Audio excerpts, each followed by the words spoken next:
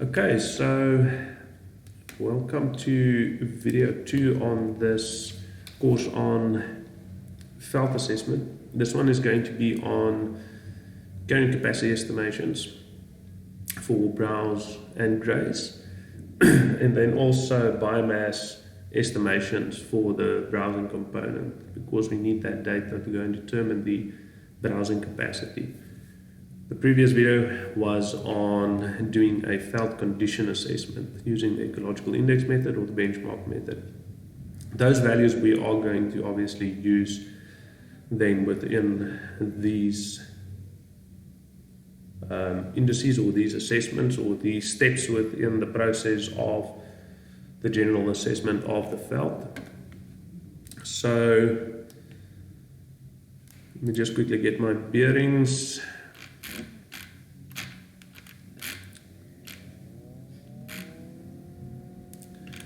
Woody biomass, not just yet. Hopefully by now you've got this Excel spreadsheet that can assist you. I also make use of it to obviously discuss the processes and the calculations. If you do not have it, just send an email to that low@cltodation.co.za asking for this Excel spreadsheet, and I would send it on to you so that you can go and play and maybe check whether it's got any relevance for you. It certainly has for me. So what do we want to do now? Firstly, I'm quickly going to jump to the desktop side of the graze component and the assessment thereof before we go on to the field work for a woody biomass and browse capacity estimation. And that estimation is obviously the browse one, a desktop process as well, the other part being the field part. So now we go and say, well, listen, we've got values in the form of ecological index values and then benchmark values maybe. Now for the benchmark value, there's this specific equation. It's called the Danckwerts equation, or the combined, ecological value and rainfall method. I think that is what it's called. Oh, there it is, combined felt condition and rainfall method. Now it gives you animal units, AUs. An animal unit is basically one livestock unit in the form of a cow of 450 kgs, and that's kilograms. So we work towards giving us result as how many cows as grazer units can be stocked on a piece of property and how many hectares for one cow do we need. So it gives you those two outputs, the amount of that can be stocked and the amount of hectares that's needed to stock a specific amount. So this is called the Danckwerts equation. It's that one. Grazing capacity equals negative 0.03, blah, blah, blah, blah, blah. You'll see that there's a bunch of constants, and then you've got variables that can go and change. So x1 and x2 is parameters that needs to have your input. x1 is the benchmark value as a percentage, and then x2 is the rainfall, mean annual rainfall for that region. Now the unfortunate thing is within the specific equation you'll see that there's a 419,7, which is usually a generalized average for the savanna biome. So to be more correct, you can actually go and chop and change that to make that maybe an x3. So make it a third variable and say, well, this is the mean annual rainfall for the region, and this is the mean annual rainfall for that vegetation type as a standard. I've got two of those. So this is for the savanna, where you've got the 419, where this one works perfectly. And then you've got outside maybe of a savanna, where you want to go and be more specific. So if it's way off of that, if you go to the Karoo and the the Karoo's as a general biome, the Namakaroo's mean annual precipitation might be 120 as an example. You want to go and fix that and say, well, that is now 120, and what is the farm's or that specific unit, if you got that details, mean annual precipitation, MAP or MAR, mean annual rainfall.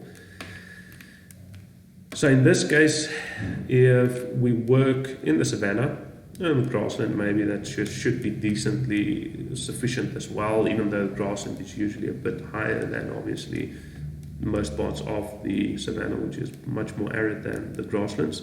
In any case, you've got the BM, which is the benchmark method value as a percentage. You've got the mean annual rainfall. So this is X1 and X2.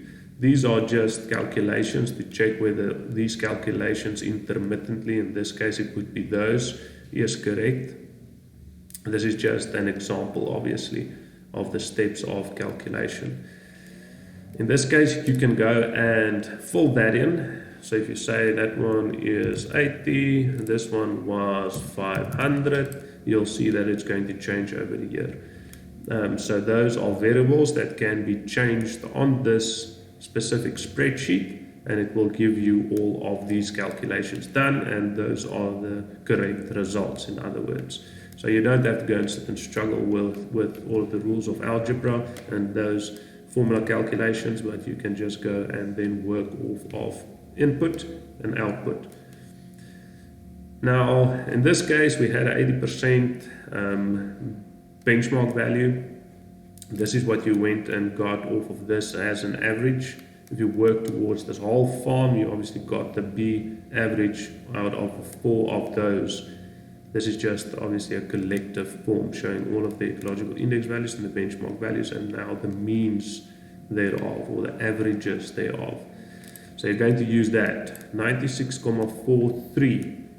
You're obviously going to read into that area, and you get the mean annual rainfall, and it gives you the large animal units per hectare. Remember, animal units, AUs, and large animal units, the same thing.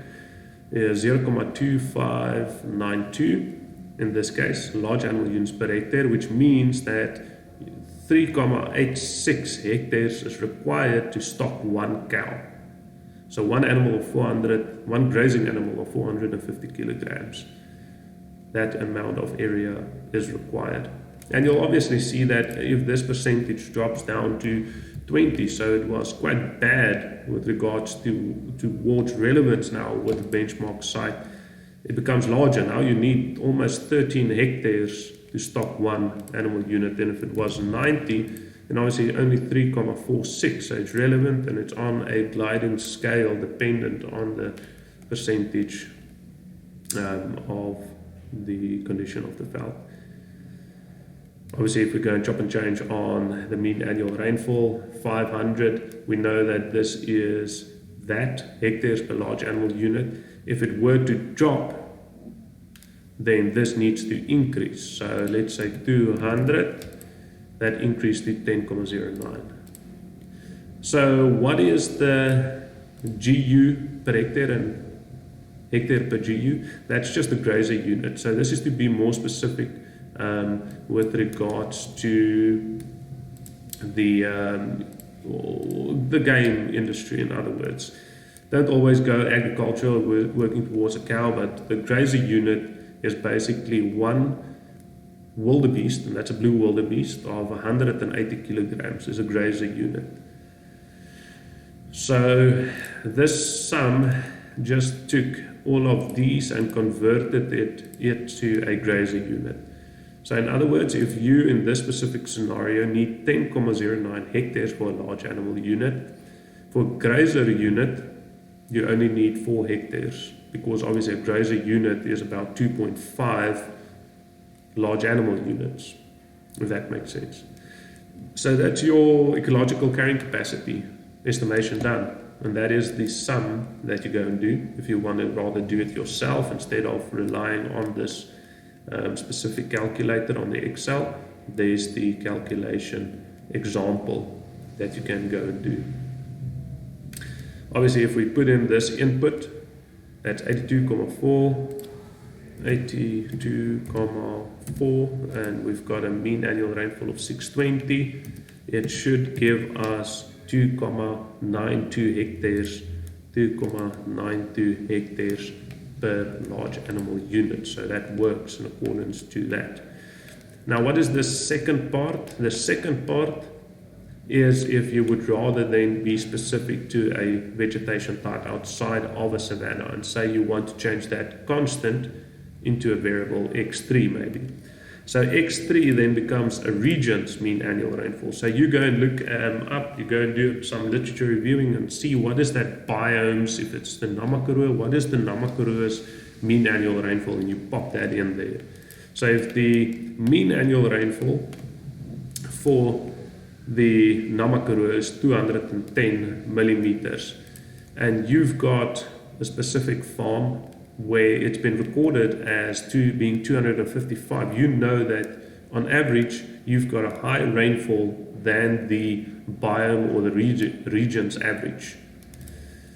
Now, unfortunately, with regards to this, is not going to be completely correct, because having only a tenth of the benchmark site is basically showing that it's useless veld.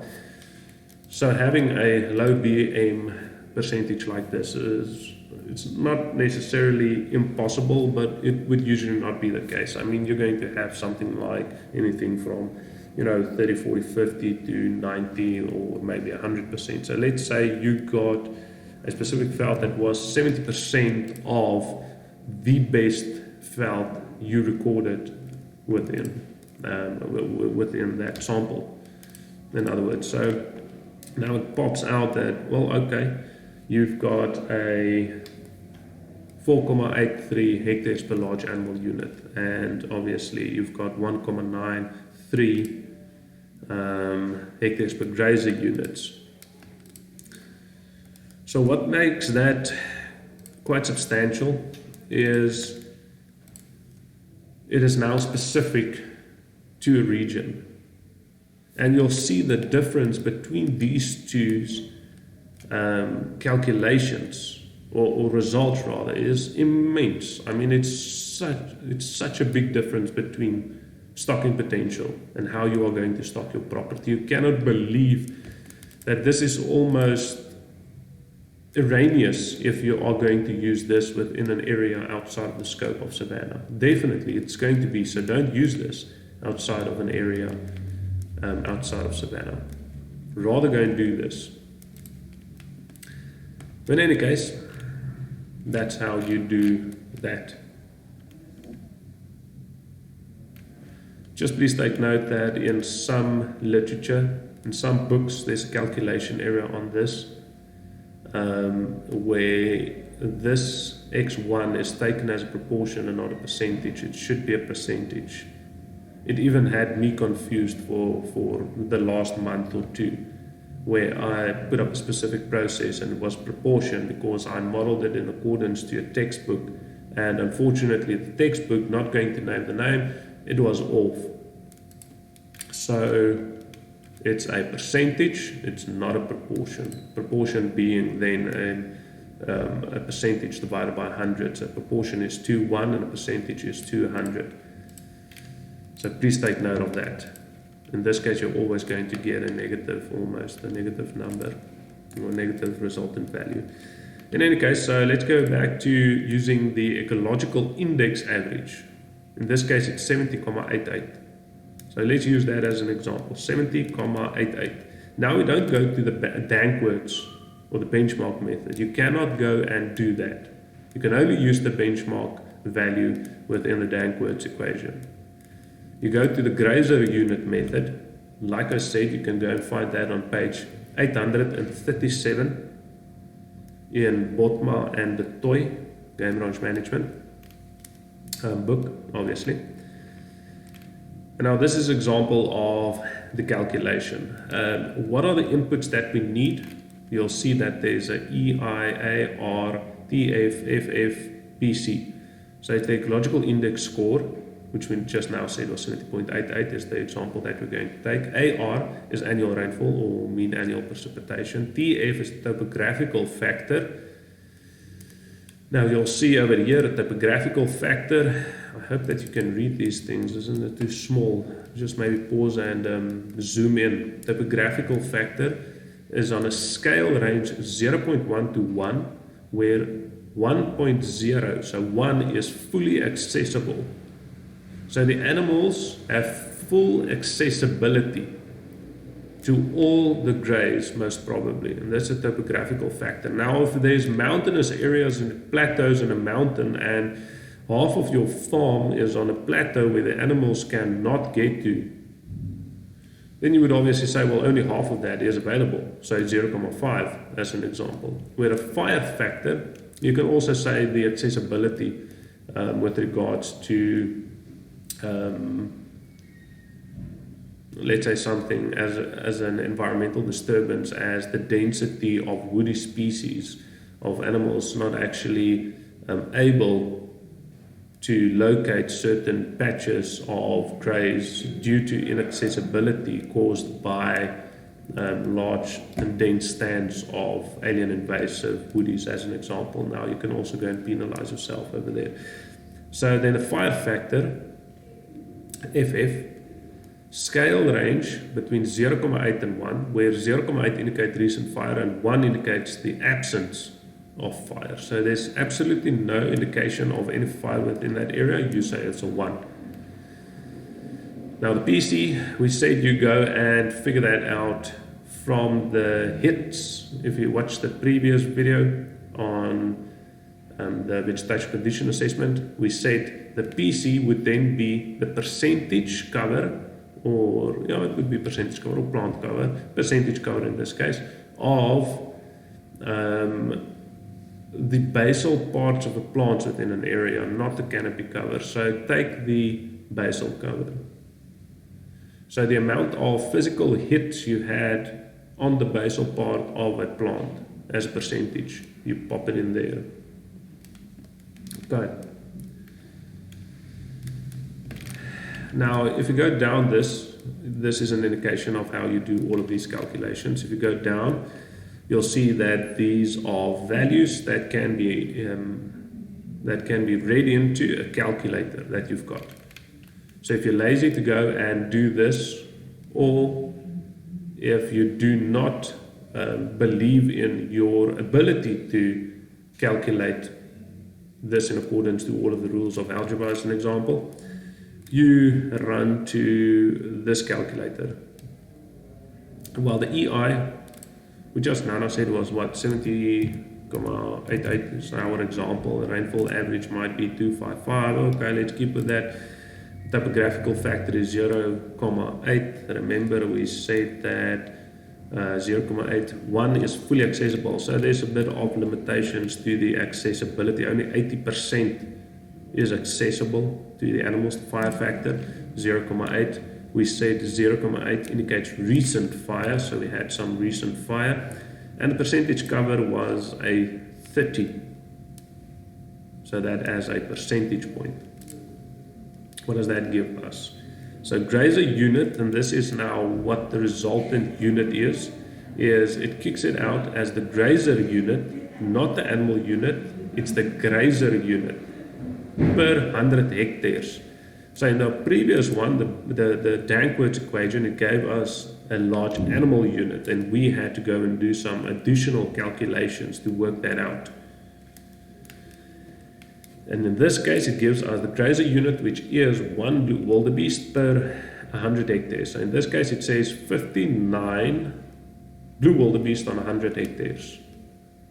In that case now, if we go to the variables that we just, or the values that we include now in a bunch of variables, this is just calculations being done. So you can go and cross-check this now with all of your steps within your calculation. It says, well, in accordance to this, you can stock 32 blue wildebeest on 100 hectares of veld. So it's 0.32 grazer units per hectare, and it's 3.08 hectares per grazer unit. All of these are just subsequent calculations that you can go and do to make more sense of the unit of measurement. In this case, if you don't like the grazer units per 100 hectares, you obviously just divide that by 100 to get the grazer units per hectare. Obviously, it's as easy as that. Makes it more manageable. Okay, so that is your grazing capacity done in two ways. The one being with the benchmark method, the other one being with the grazer unit method, using the ecological index score, this one using the benchmark score. You heard the shortcomings and the advantages of each of those. If you did not, go back into the earlier parts of this video and we discussed that over there. Alright, so basically what does that mean? If we've got a farm now that is grazer units per hectare and hectares per grazer unit, if you've got a farm of 500 hectares, in other words, you would go and multiply that by 500, wouldn't you? Equals, let's say that times 500. It gives you can stock on that larger farm of 500 hectares 162 blue wildebeest or grazer units. Okay. That's now how you go and determine the total amount of grazer units to be stocked per unit, and that can be added to the whole farm, or if it's just simple random sampling that you did instead of stratified sampling, then you just multiply it to the whole farm or the whole area where the animals will have access to go and forage. Okay. Now, hopefully I covered everything over there. It's just basic calculation. So the next thing is back into the veld. You have to go and do the browser volume determination. Basically the amount of forage volume that you've got, the amount of forage with regards to the browsing volume that you've got, and then we're going to stock in accordance to that. So if there's a tree standing there and you check this tree, how much volume or how much matter, dry matter, how much material is there which an animal can actually eat? That's what we want to find out, and then say, well, if we've got that amount, how many animals can we then stock to be sustained throughout the year, and that being year on year, so in accordance to a form of sustainability.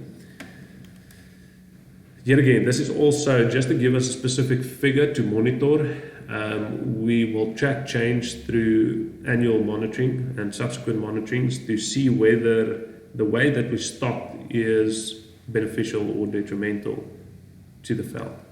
This really depends now on what your management objectives for the veld is in itself as well. If you want to reclimate it, or if you want to retrogress it into a specific state, to transform it to a specific state, this is obviously going to be specified by the specific objectives in advance to all of these assessments, actually. So what do we do with regards to browsing estimation, forage estimation, and then the capacity estimation as well? So we still make use of BECVOL in the course at Centurion Academy. There's obviously numerous others that you can also go and make use of. ABCQ is mentioned in Van Oudtshoorn as an example, and that is from a specific point center where you can go and look at tree equivalents as an example and work out the amount of browsable forage available off of those tree equivalents. But let's do the BECVOL. That's still fairly a decent, easy method to go and follow. Is it the most accurate? I don't think so. I think if you go and look at the method as mentioned maybe in Van Oudtshoorn, where they take tree equivalents into consideration and browsing units into consideration, I think it's a bit more accurate, but it's a tedious process.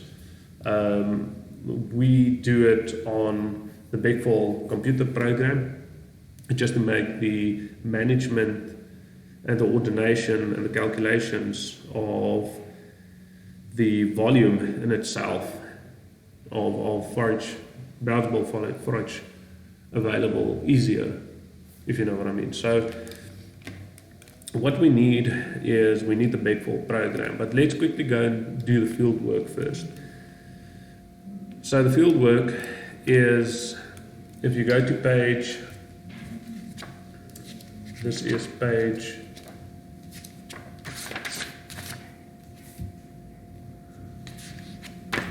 I wonder if it's going to give it in Van Oudtshoorn. If you go to Van Oudtshoorn and still on page 180, you'll see that it's transect. In this case, it's going to be a transect of 2 by 100 meters.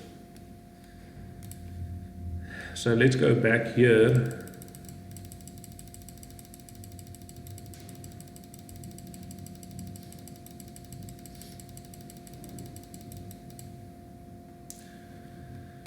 So this is going to be your transect. Hopefully it's in a single line, but basically there's a split in it. So if you've got a 2 meter pole, if you walk with this pole that is parallel to the ground surface, this is the ground surface, then whatever tree might come into this transect area of yours, you're going to record. You want to find out what is that volume that can be utilized by animals. So this is now 2 meters by 100 meters. Here again, we call this a area specific transect, so it's area based. It's only 200 square meters, isn't it? 2 times 100. So the area covered, that should be representative of the larger unit or the reserve itself, would be 200 square meters, the representative area. So in other words, you walk along this transect, and whenever your pole hits either a dwarf shrub, a shrub or a tree, you go and record the species of this one, and each one within the transect obviously. Take measurement of the 100 meters to be exact, to have the 2 meter pole with specific measurements on the pole itself. To take some measurements off of the plant itself would be decent. So always have like a 2 meter PVC pole and have like a halfway, and then like a halfway after halfway to know it's a half a meter as an example. So you've got half a meter, and maybe 1.5 and 2 meters to do some additional measurements of parameters on the plant itself. So you take down the species. So this was your transect, and you started walking now. And over here, and this is now from the top obviously, you got 1 species. Now identify the species, identify the growth form as well. So is it a tree, is it a shrub, or is it a dwarf shrub? You can do this in accordance to Edwards 1983 classification if you want to go and look for that online. It's not always necessary to go and stipulate that, because I mean you're just going to take some measurements off of that plant. So if you want to do it, some nice additional information, especially if you're going to use that to do a vegetation community classification and not the normal old Bronblonkate type of canopy cover abundance estimations. You can go and make use of this combination with the step point that you did with the grazing capacity estimation or the vegetation condition estimation as well. In any case, let's say what's the species. So you record the species, and then a bunch of variables to that species. Now let me go and show you how it looks.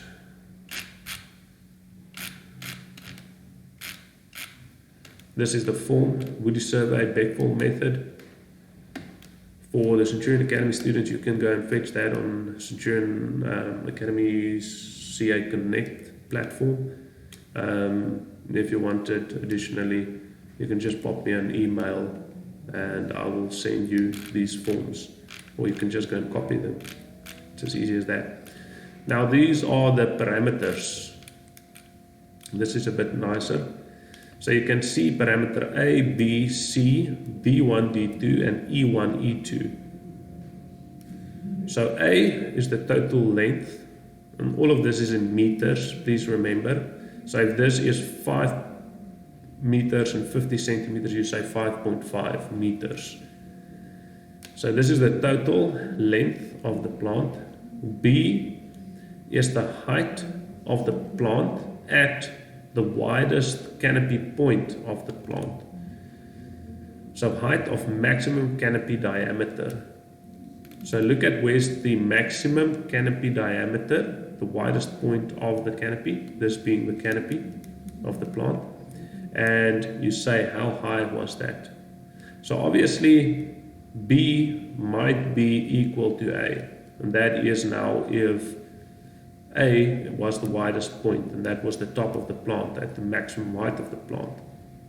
C is the height of the first leaves or potential leaf-bearing stems.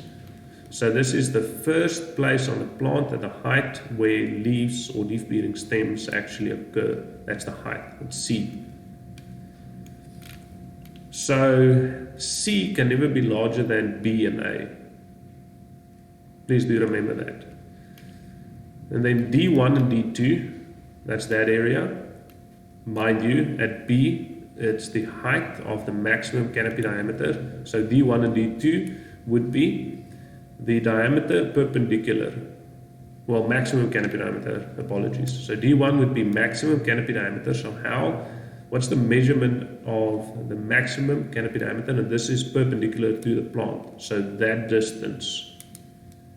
What's the measurement of it? So now it's not height, it's how wide is it, in other words. And D2 would be perpendicular to that. So not upwards, this one is extending inwards into this plant basically, if you look from this side. So to the other side.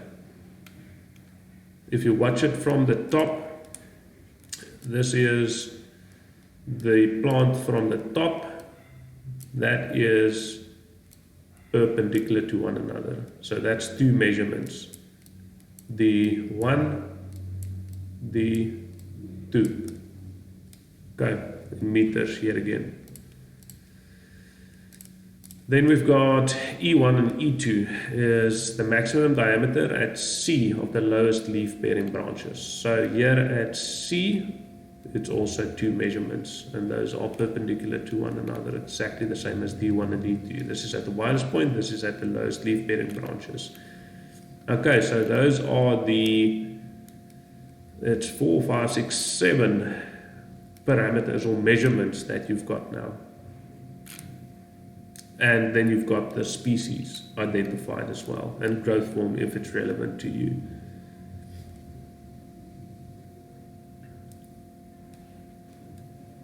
Let's just quickly check where's that form. So we've got this form now. So we've got species and all of its measurements. Now, this one is unlike the one that we had with the step point. Over here, you need to go and write each and every time you find that species. So you can say, well, this was Acacia mionsi, and then just dot dot for yet again Acacia mionsi, dot dot, okay, yet again, and then the next one is a different type of species and dot dot.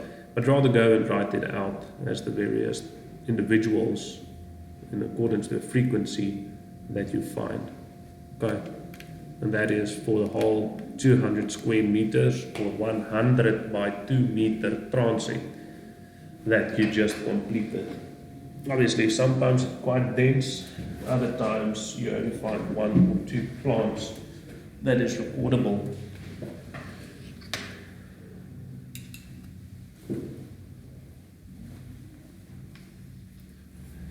Okay, so if you've done this, you've got all of this data. Now we run to the program. It's called the BECVOL program. If you can see here on my desktop, this is quite specific as well. Please mind you, follow this next procedure to the T. If not, then you won't be able to do this. To get this program, both of the BECVOL and DOSBox is just a program that you run the BECVOL program through, because it's very old software. They are busy in the development of newer BECVOL software, so once that comes out, just go and obviously use that. So if you don't have a copy, just email me asking me for a copy of those, and I would send it to you as well. Now, the most important thing is get this on your desktop of your laptop. So if this is your laptop, just quickly want to check if everything is still recording.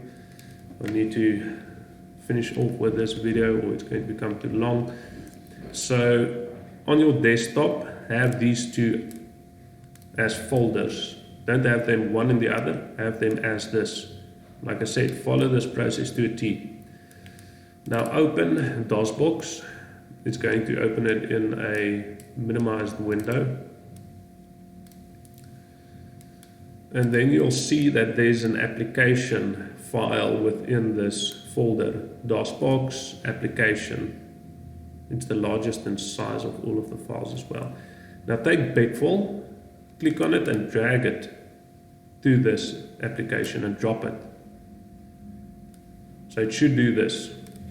Now you'll note it now seeks a specific source to go and find this information. You'll find it within this folder, which is BECVOL. It's case sensitive. So in this case it's BECVOL, case sensitive. You just type that in, then press enter. Okay, so now it's open the document, the software program. So BECVOL is biomass estimate of canopy volume. This is the old second version of 1996, so you can just think that this is outdated and is due for the new version. As I might be speaking now, there might be a newish version out. If you've got that, please send it to me. In any case, let's remain on this. So we work off of this now, and the biggest thing is you have your form next to you now, because it's going to be difficult to jump in between files if you have this BECVOL windows open. It's a very finicky software, so if it's open, it wants to be open and basically take over all of the applications that's open on your laptop. So just work on this for the sake of now. Have all of the forms of BECVOL or the woody biomass forms with you as hard copies now in front of you. So I'm just quickly going to go through this. I'll go to a specific form which you can go and pause, a step-by-step tutorial which you can go and pause and work through as well. So the quick thing here is it works with 1s and 2s and 3s and enters and escapes as an example. You'll see that it's flashing an option just now. You've got tree list and data input. So tree list is 1. The view to tree list is 1, and you'll see that those are all of the species and their numbers that is on my current list. So edit the tree list or add tree species to the list. You can go and do that obviously if you really want to. So if we go and say, well, let's add a tree species to the list, you can go and say it's number 4. What is the species? Let's say Siemberbe. Press Q to exit, and most probably enter to go on. Then it asks you for a model number. So you'll see that the normal trees and drop down to general, both in normal plants and coppiced plants. So if you drop down both of those categories, you'll see that there's a general classification. The one is microphyllous, which is small-leaved species, and the other one is a broad-leaved species. A normal tree is the normal structure of a tree. A coppicing plant is one that is multi-stemmed from the base of the plant. So it's more like a bush than an actual tree. So you go and fill in. This is, let's say, for argumentative sakes, or for the sake of this example, this specific is a normal broad-leaved tree species. So we'll have it as a model number 8 and enter. Q to exit. We've done with this list. Go and view the list again, and there you see at 15 we've got C. imberbe. Return to previous menu 0. Then we go to data input 2. Let's say it's new N for new, name of the file, bro 1. Whoa man, can you believe? What's the chances? Let's overwrite that one, bro 1. Date, whatever the date is. I don't even know what the date today is. I think it's this. Plot number, let's say 1, continue, yes. Species number, so press enter to view the list. Let's say you go down your list of your hard copied form now. So if you've got, let's say, 2 species or 2 individuals that were recorded. The first was Ecological, the next one was BECVOL. So we've got 14 and 15. We only had 2 within the whole transect. So let's say the first one, we log it as 14 then. Escape 14. That species number, press enter. Now it asks for all of those parameters. Let's say this one was 2.5, enter, by 1.8, enter, by 1.2, lowest leaf bearing height, and then the 2 perpendicular ones, the one at maximum, the one at lowest leaf bearing. And that's going to be 2.0 and 2.0. Let's say it was the same, and then 1.0 and 1.0, just to be easy about things.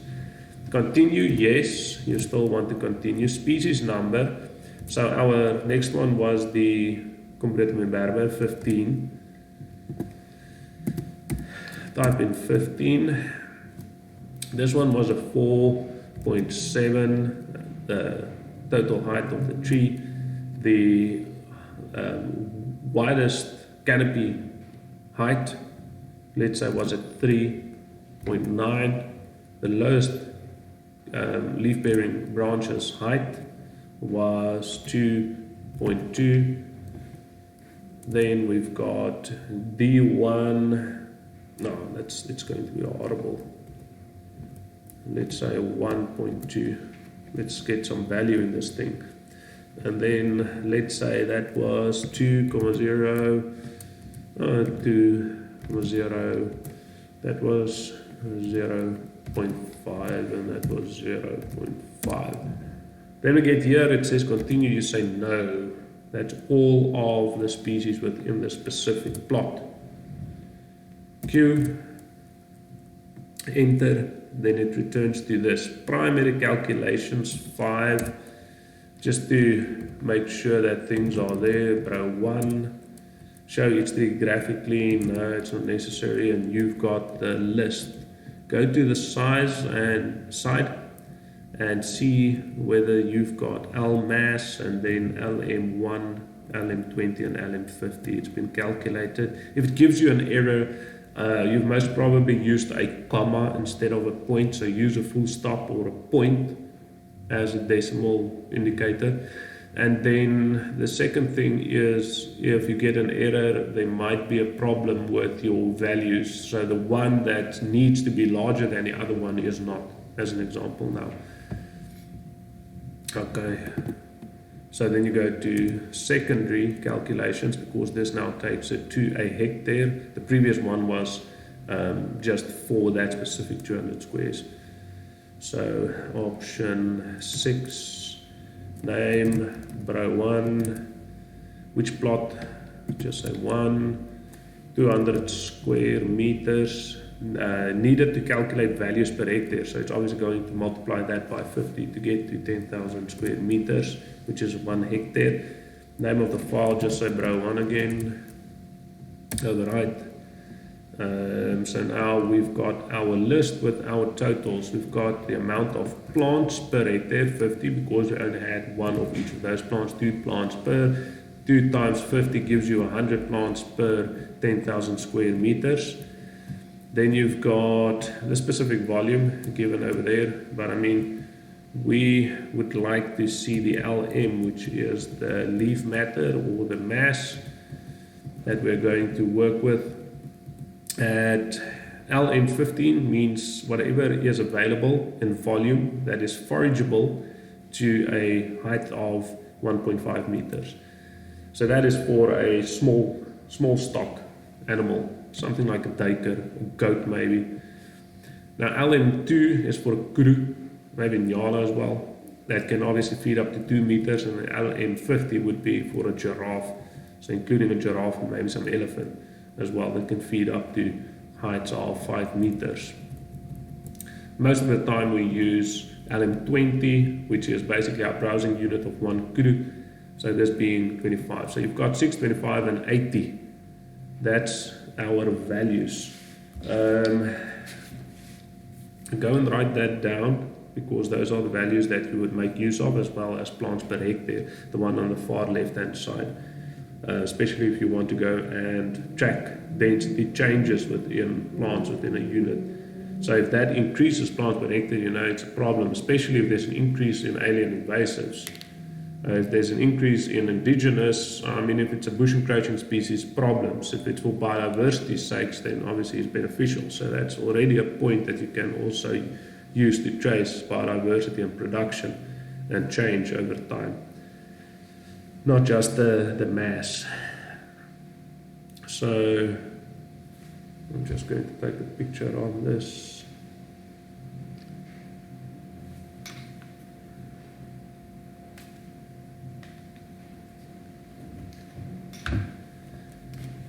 Alright, so that's it. Press escape.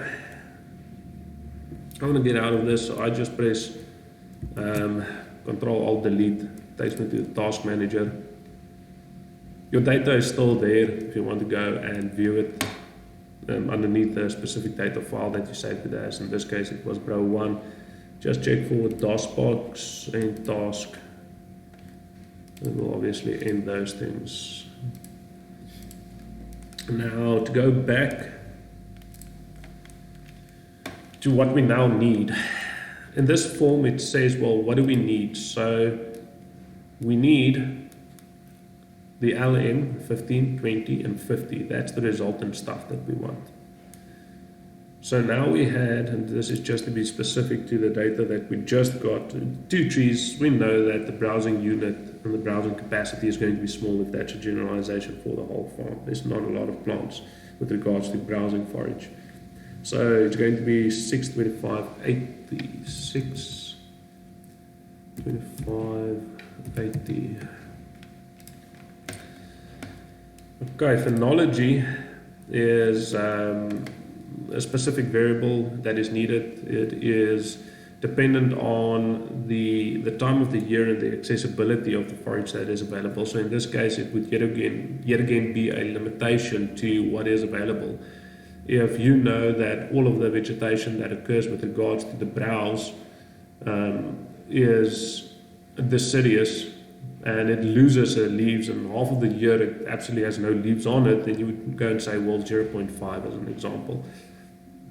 If you know that a lot of the vegetation is in thick, dense stands that's inaccessible to 99 percent of the animal stocked on the property, then obviously you're also going to want to go and penalize this. So 0.8 is not that bad a type of penalization. The size of the management unit or the farm, in this case, let's say it's 250 hectares, days available 365. So those are the variables that is required for the specific calculation then to go and calculate the browsing units. So in this case, it would be that the browsing unit for that whole 250 hectares allowed is 3,914. So almost 4 crew can be stocked on the 250 hectares. Like I said, the browsing is not a lot, and it's obviously limited by that. Some additional calculations that has been done gives you the browsing unit per hectare. That can obviously then be multiplied out. And that is what has exactly happened now there. So 3,914 crew can be stocked. Browsing unit obviously being an animal of 140 kilograms. Quite nifty, isn't it? Let me just show you the calculation.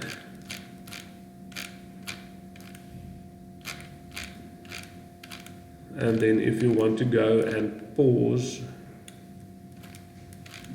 on the tutorial for the woody biomass assessment. So I'm going to scan slowly through this, pause, and follow it.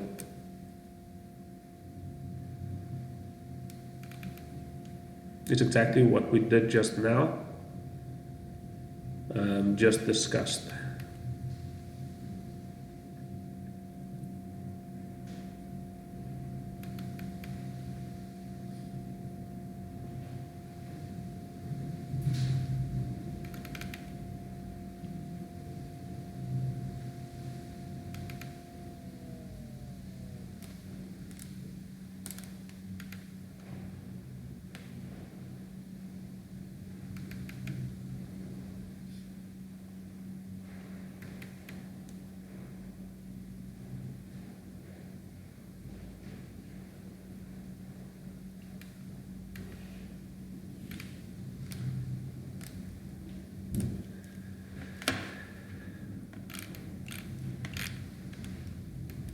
Okay, so to calculate the browsing capacity, that's what we just saw now in the calculator. Just read through this.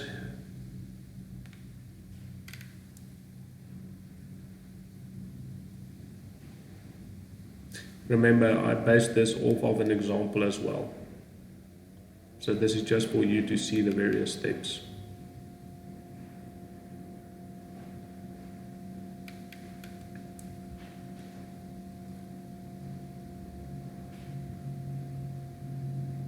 If they obviously only have access to that camp, then go and limit it. If they only have access to it half of the year, then fill in just the half of the amount of days within a year.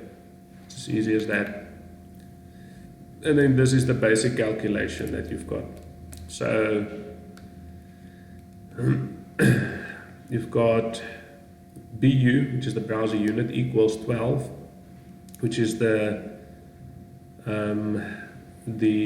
amount of LM at the chosen height. So if it's LM 20, then that was it. Our example was what again?